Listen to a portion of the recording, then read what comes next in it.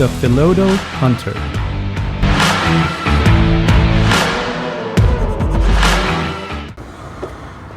Hello everyone, welcome to Brian Unboxed. In this video, we're gonna look at the Philodo Hunter electric bike. Here's a look at how the bike comes in when it's delivered. It's packaged well with a lot of foam protecting it. Assembly is required and the user guide walks you through the process. Inside, it comes with a charger, user guide, tools, a phone mount with a charger, and the rear view mirrors. So here's the bike fully assembled. The user manual walks you through the process, and there's also a video online which I'll link in the description box for reference. Basically, you have to install the handlebar, the front light, the front fender, the front wheel, install the rear fender, and then install the rear light.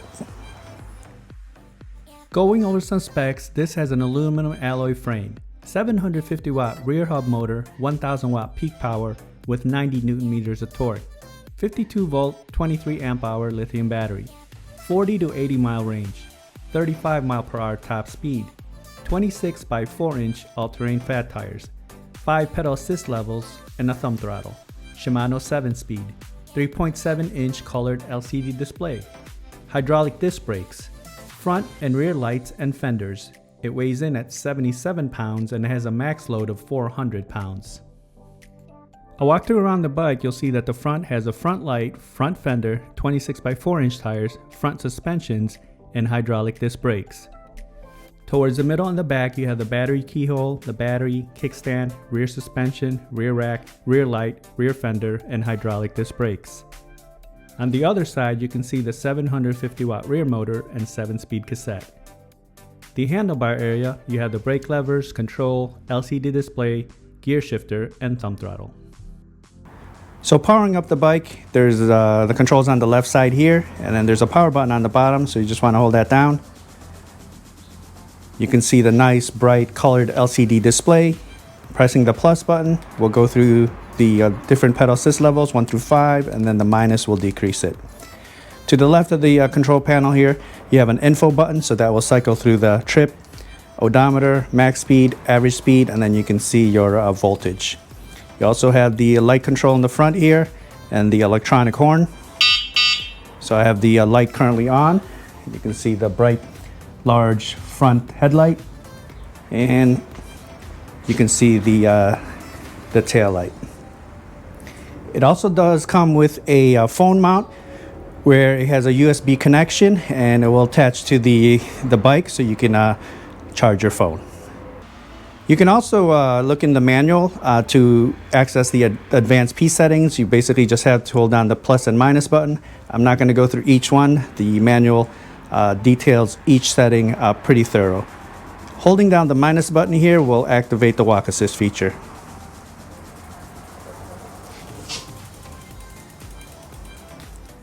Now I'll show some footage of the bike in use. I'll test it out on rough terrain, show the different pedal assist levels, throttle, test the brakes, see how it does uphill, downhill, and then give my thoughts. Now for the rough terrain test, I'm going to take it down this trail. It's pretty bumpy and there's some gravel on the side. The bike does have the fat tires, also has a front suspension and then the rear suspension. You also have the compression adjustment in the front here. Currently I have it on, so it should go to work and absorb a lot of the bumps. All right, here we go, rough terrain test.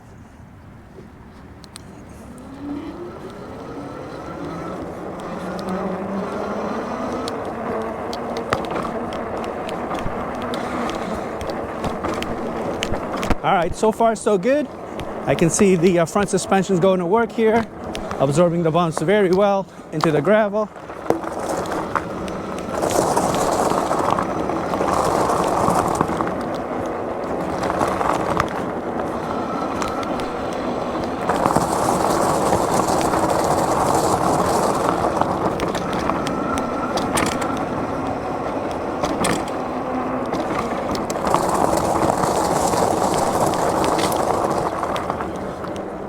Now for the speed test, the bike does have the 5 pedal assist level, so I'll start off using the pedal assist, going through each level 1 through 5, and then after that I'll just use the thumb throttle. All right, here we go, pedal assist 1.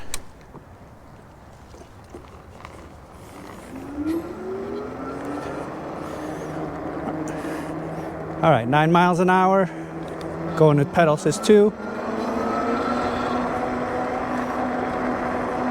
You can feel the power. We're at 15, moving to 3, 21, pedal assist 4 now.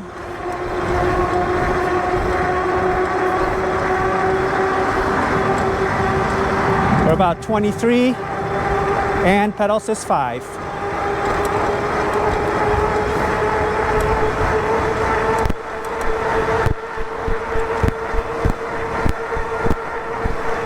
So it looks like topping off at 26 miles per hour on pedal assist 5. So with the pedal assist, we reached 26 miles per hour. Now I'm just going to use the thumb throttle. Let's see how fast we can go. All right, here we go, thumb throttle only.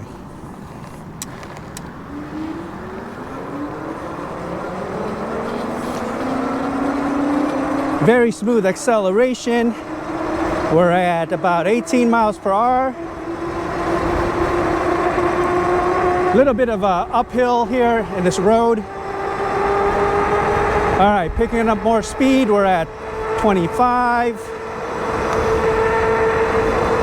26.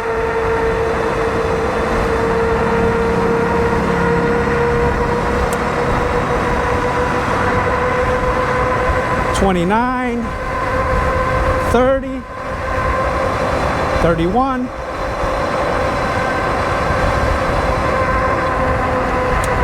All right, looks like we're topping off at 31 miles per hour with the thumb throttle. Now I'll test out the brakes. I'll take it to max speed, and once I come into view, I'll hit the brakes and you can use the parking lines as reference.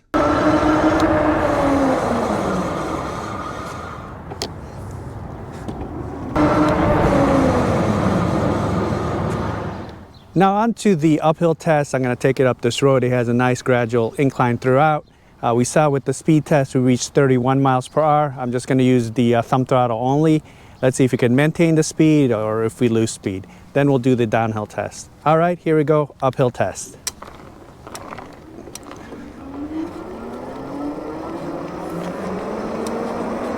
All right, again, the acceleration is very smooth. You can feel the power. Motor is very quiet. All right, looks like we're gonna begin the climb at about 23 miles per hour. So just losing a little bit of speed here. We're down to 22, about 22 and a half, but it's powering through. And there's a downhill into the turn here. I'm just gonna let it glide, slow it down a bit here. But plenty of power.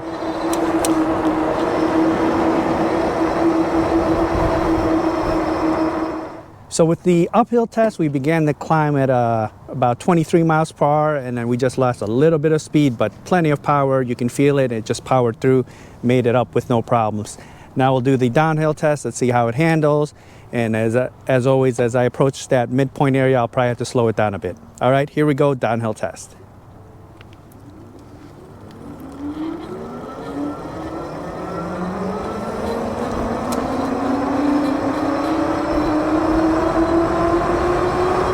All right, 20 miles per hour, slowing it down.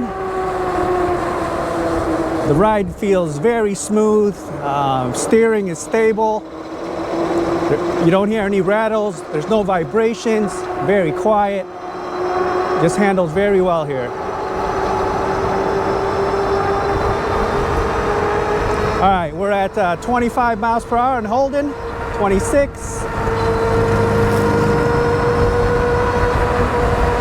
All right, we hit 28 miles per hour and just gonna slow it down here.